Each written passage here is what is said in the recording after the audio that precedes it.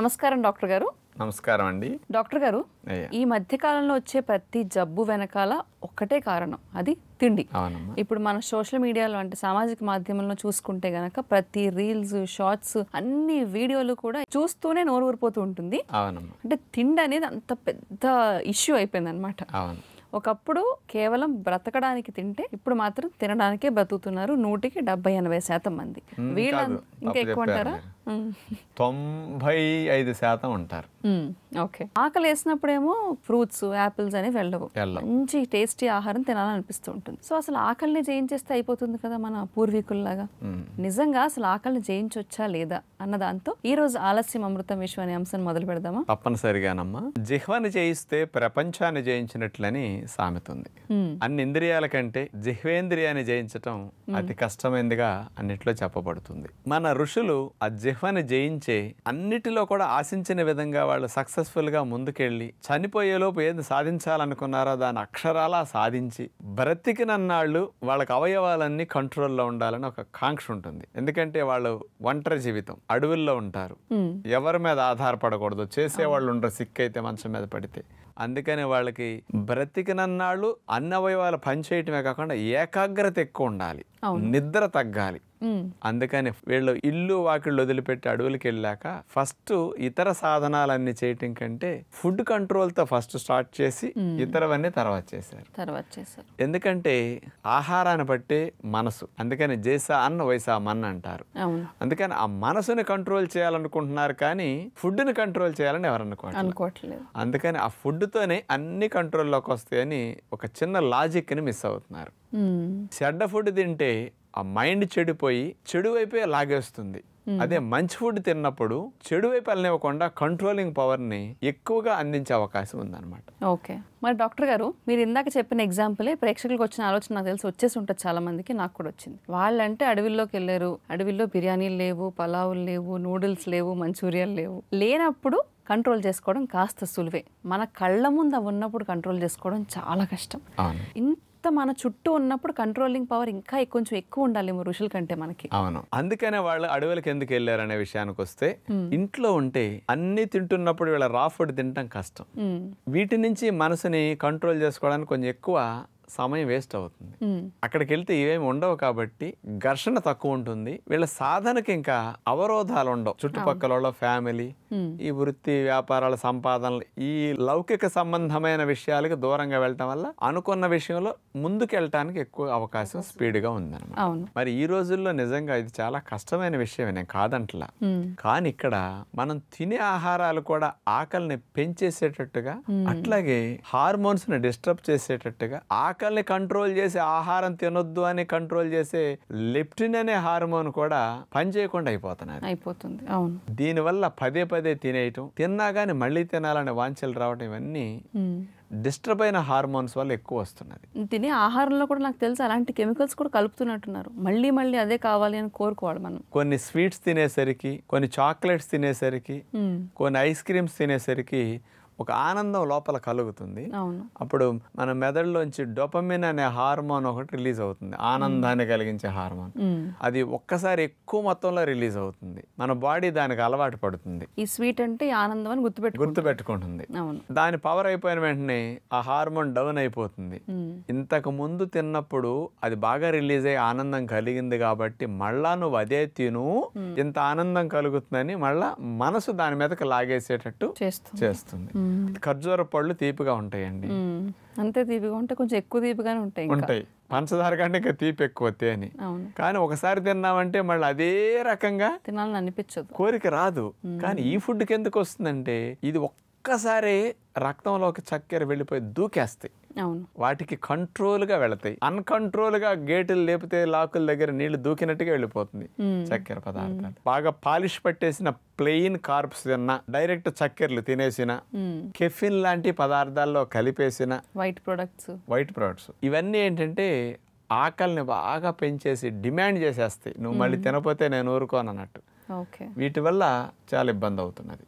మరి డాక్టర్ గారు, ఈ మధ్య కాలంలో ఎవరు చూసినా కూడా తిండి అనేది ప్రధానమైన లక్షణం, ఒక ప్రయారిటీగా ఫీల్ అవుతున్నారు. అవును. దీనివల్ల ఇంట్లో ఆడవాళ్ళకి కూడా చాలా ప్రెషర్ అయిపోతుంది. అవును. ప్రతి పూట 10 రకాలు ఉండేసరికి వీళ్ళకి కూడా ఇబ్బంది అవుతుంది. కోరికల వల్ల నాకు ఇది కావాలి అవును చెప్పడంతో చేసి పెడుతున్నా. సో దీనివల్ల అంటే ఈ ఆకలి వల్ల మహా అయితే ఇంకో గ్లాస్ ఎక్కువ బియ్యం తింటామంటే అందులో పెద్ద నష్టాలు ఏమొస్తాయని చాలా మంది అనుకుంటున్నారు. మరి ఒకసారి నష్టాలన్నీ ఒకసారి గుర్తు చేద్దామా? ఎక్కువ ఆకలి ఉండడం వల్ల ఆకలి ఎక్కువ వేసేయటంతో ఈ ఇందాక చెప్పానే ఆకలిని కంట్రోల్ చేసే లెప్టిన్ అనే హార్మోన్ పని చేయకుండా అయిపోతున్నది. మనం తిన్న ఆహారాలకి హార్మోన్ ఫ్లక్చుయేషన్స్ లో ఇది బాగా ఉండాలి. ఇది బాగా పని చేయాలి అంటే మనం కొన్ని అలవాట్లు మార్చుకోవాలి. సరే అది పని చేయట్లేదు, అస్తమానం బాగుందని పొద్దుని మధ్యాహ్నం సాయంకాలం రాత్రికి 4 ట్రిప్పులు ఎంజాయ్ చేస్తున్నాం అనుకోండి, ఎక్కువ తినేస్తున్నాం, తినే మంచి పదార్థాలు కదా ఇంట్లో వండుకుంటున్నాం కదా అనుకోవచ్చు. దీనివల్ల రక్తంలో ట్రైగ్లిజరైడ్స్ పెరిగిపోతాయి. వీటి నుంచి బ్యాడ్ కొలెస్ట్రాల్ తయారవుతుంటుంది, ఒబిసిటీ వచ్చేస్తుంది, రక్తంలోకి చక్కెర స్థాయిలు ఎంతైనా ఎళ్ళక తప్పదు కదా, షుగర్ ఎక్కువ వచ్చేస్తుంది, గుండె జబ్బులు ఎక్కువ వచ్చే రిస్క్ ఉంది ఈ రోజుల్లో. మెయిన్ గా ఎక్కువ తిండి తినేసి ఆ తిండిలో కూడా పోషకాలు లేని ఎక్కువ తినేస్తున్నారు. టేస్ట్ గా ఉండే పోషకాలు లేని కదా, ఇది మన జీవితం అయిపోతుంది. అందుకని ఒబిసిటీ లేని పిల్లలతో పోలిస్తే ఒబిసిటీ ఉన్న పిల్లలకి 50-60% వాళ్ళ ఎఫిషియన్సీ కోల్పోతున్నారని ఎన్నో లక్షల మంది చేసిన సర్వే అని ఒకటి పేపర్లో ఇచ్చారండి. అందుకని మనం అన్నిటినీ కోల్పోవాల్సి వస్తున్నది ఒక్క తిండి వల్ల. ఎవరి నోటితోనే వాళ్ళ గొయ్యి తవ్వుకుంటున్నారని ఒక సామెత ఉంది. సాధారణంగా గొయ్యలు చేత్తో తవ్వుతారు, ఇక్కడ నోటితో తవ్వుకుంటున్నాం మనం. We dig our own graves with our own teeth అని సామెత. ఓకే. మరి డాక్టర్ గారు, తవ్వుకున్న దాంట్లో పడిపోకుండా ఉండాలంటే కనుక ఈ జిహ్వని ఏమైనా ఎలా చేస్తే బాగుంటుంది? ఆకలి తగ్గటానికి, ఆహారాన్ని కంట్రోల్ చేసుకోవటానికి నేను 2 టెక్నిక్స్ చెప్తాను. ఇవి 2 చేయండి, 50-60% కొంచెం చెత్త వెళ్ళటం తగ్గుతుంది, ఆకలి తగ్గుతుంది. ఒకటి, రోజులో ఒక ఆహారంలో మీరు నట్స్ ఎక్కువ తినాలి, ఫ్యాట్ కంటెంట్ ఎక్కువ ఉన్న నట్స్ తినాలి. ఇలాంటి వాళ్ళందరూ Brazil nut, hazel nut, pecan nut, pine nuts, macadamia nuts, walnuts, ఇలాంటి నట్స్ ని నానబెట్టకుండా తినడానికి ట్రై చేయండి ఫస్ట్. తినలేకపోతే అప్పుడు నట్స్ నానబెట్టి తినండి. ఈ నట్స్ తింటే లెప్టిన్ హార్మోన్ బాగా రిలీజ్ అవుతుంది. ఆ హార్మోన్ రిలీజ్ అయ్యి మీకు తినాలనే వాంఛ 4-5 గంటలు 6 గంటలు అసలు మీకు దరిదాపులకు రాదు. ఇవి తినేసాక మీరు దానిమ్మ గింజలు, కమలా తొనలు, చిన్న రేగికాయలు, ఇలాంటి బెర్రీస్, బ్లూబెర్రీ కొంచెం లైట్ గా పులుపుతూ ఉంటాయి కదా, ఇట్లాంటివి ఎక్కువ తినండి. ఇవేంటంటే ఇక మళ్ళీ తిండి మీద వాంఛ రాకుండా కంట్రోల్ చేసే మెకానిజం అసలు ఆహారంలోనే స్వతగా ఉంటుంది. అందుకని రోజులో ఒక ఆహారం కింద ఇది స్టార్ట్ చేసి చూడండి.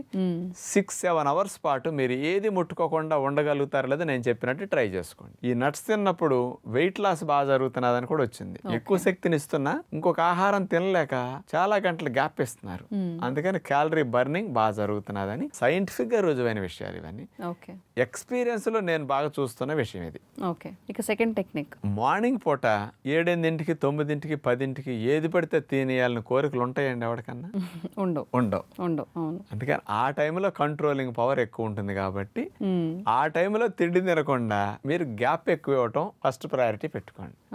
ఆ టైంలో ఇక ఏది కనపడినా తినాలనే వాంఛ రాకుండా ఉండాలంటే నీళ్లు తాగుతూ ఉండండి. 11, 12, 1 గంట అయినా సరే ఒట్టి నీళ్ల మీద కడుపు మార్చేయండి. తింటం మొదలెడితే కోరికలు వస్తాయి. ఒక 5-6 రోజులు కంట్రోల్ చేసుకోండి, ఒక వారం రోజులు. అక్కడి నుంచి మార్నింగ్ టైం మీ పొట్ట ప్రేగుల్లో యాసిడ్స్ జ్యూస్ సీక్రెట్ అవ్వడం ఆటోమేటిక్ గా వస్తుంది, కంట్రోల్ వచ్చేస్తుంది అనమాట. కానీ 1 వీక్ 10 డేస్ కొద్దిగా ఆకలైనా కంగారు పడకండి. అక్కడి నుంచి మీకు 11, 12, 1 గంట అయినా మీ మైండ్ లో నేను తినకూడదు అప్పటి వరకు అని ఒకటి పెట్టేసుకోండి, రిమైండర్ లాగా పెట్టేసుకోండి. అస్తమానం అది గుర్తు రావాలి మీకు. మంచిగా తినాలంటే ఒకటి నేను సలహా చెప్తా. అది బ్రేక్ఫాస్ట్ లో తినాలనుకున్నా, డిన్నర్ లో తిందాం అనుకున్నా, లంచ్ లో తినాలనుకున్నా అన్ని చక్కగా కొని తెచ్చుకుని లేకపోతే తయారు చేయించుకుని ఒక్క ట్రిప్ 1 గంట నుంచి 2-2:30 దాకా తినేయండి. కడుపారా తినండి. మళ్ళీ దాని మీద కోరిక రాకుండా ఎంజాయ్ చేయండి. ఎంజాయ్ చేసినట్టు బాగా ఎంజాయ్ చేసేయండి. మళ్ళీ ఈవినింగ్ 6-7కో ఆకలి అవుతుంది కదా కొంత, ఇవి తిన్నందుకు ఆకలి వేస్తుంది. ఆ టైంలో నేను చెప్పిన నట్స్ ఫ్రూట్స్ తినేయండి. మళ్ళీ రేపు మధ్యాహ్నం దాకా ఆకలి అవుతుంది. ఉదయం బ్రేక్ఫాస్ట్ ఆటోమేటిక్ గా కట్ అయిపోయింది. ఈవినింగ్ టైం 6-7కి స్నాక్స్ లా తినే టైంలో నేను చెప్పిన నట్స్ తింటే డిన్నర్ తినాల్సిన వాంఛ మీకు రాదేక. ఇక ఏం తినబుద్ధి కాదు, ఆ వెగట వచ్చేసేసి నోట్లో ఏం పెట్టబుద్ధి కాదు. అంటే ఇవి రెండు ఆచరిస్తే ప్రాక్టికల్ గా ఫుడ్ మీద కంట్రోలింగ్ పవర్ చాలా చాలా ఈజీగా వస్తుంది. ఆకలి వేయకుండా మీరు ఆహారం తినకుండా కంట్రోల్ చేసే హార్మోన్ లెప్టిన్ బాగా యాక్టివ్ గా పనిచేస్తుంది. సత్యనారాయణ రాజు గారు ఏదైనా అనుభవించిన ఆచరణలో ప్రాక్టికల్గా కొన్ని వేల మందికి చూసినే చెప్తారు కదా.